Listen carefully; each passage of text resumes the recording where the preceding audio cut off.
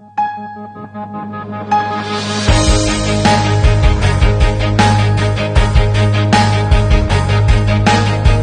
assets. My name is Rizuan. How they will be divided. Discussing Now, these are matrimonial assets at the Sharia court, and I will explain to you how your assets. Matrimonial assets, how it will be divided. Now, these are very critical questions that people ask. First, people do not know what constitutes matrimonial assets. When I tell people that their CPF monies can be divided, people are in a state of shock. And when I tell them how much they have to be divided, they fall into an even deeper state of shock.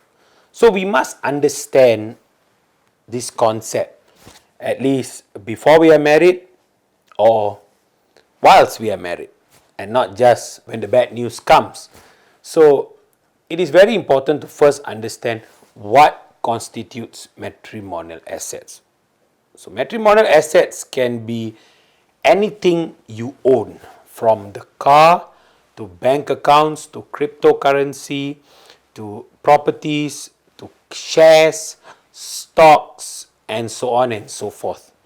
Anything of value, jewelry, gold, and so on and so forth. Even pets have been cases have been fought over pets. Who takes over the dog, for example, or the cat, for example. So these are all things that must be discussed.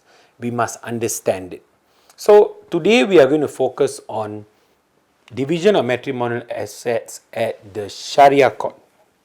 So division of matrimonial assets in the Sharia court follows a similar principle as that in the family courts, which is the structured approach. So in the structured approach, so let us take for example a home. So the house has, for example, has been paid 50-50 equally between husband and wife. So that's just the first part of the equation. There is a second part to the equation, which is indirect contributions. So indirect contribution is the sacrifice, the time spent. So let's say this is a bit more of a traditional situation where the wife is the primary caregiver. Even though she works, she comes back home and takes care of the family, and so on and so forth. And you know, she gave birth to 2 or 3 children, for instance. Then, and it's a 10-15 year marriage, it is likely the court may give her about a 20% increase compared to what she had previously. So how would this 20% increase be calculated? So for instance, if it's 50-50 and the indirect contribution, the court gives, let's say, perhaps 80% to the wife and 20% to the father, right? So 80 plus 50 will give you 130. 130 divided by 2 would give you about 65%. So the final percentage will be 65% to the wife and 35% to the husband. That will be about 15% difference. So it's not always 20% or 25%, 30%. It really depends on how many years of marriage. The longer the marriage, obviously, the more the courts incline towards equality. So if it's a 40-year marriage and the wife was a housewife, for instance, and only put in maybe 10% in the house, and the husband put in 90%, but she raised the kids are all now adults, so she may get indirect contribution of, let's say, maybe 80% perhaps. So 80 plus 10 would give you 90, and average of that would give you about 45%. So that is the meaning of inclining towards equality. So this is the general calculation. Obviously, the structured approach is a little bit more detailed, but I just want to ensure that you understand how property will be divided, at least generally.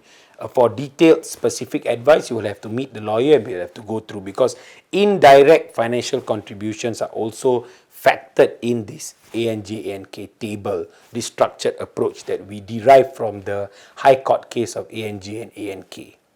So this is quite critical for us to understand.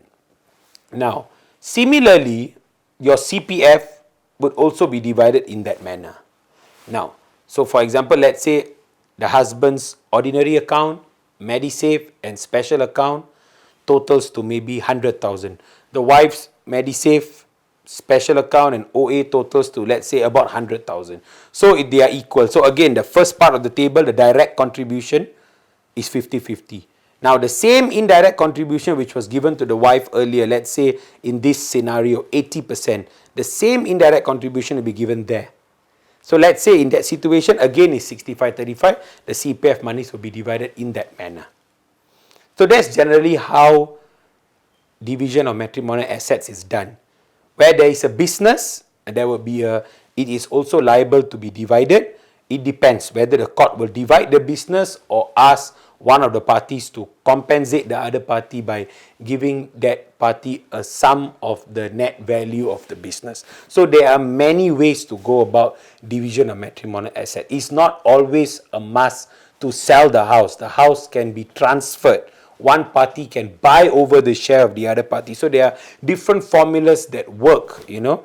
It does not always mean that if there is a company, it has to be sold away.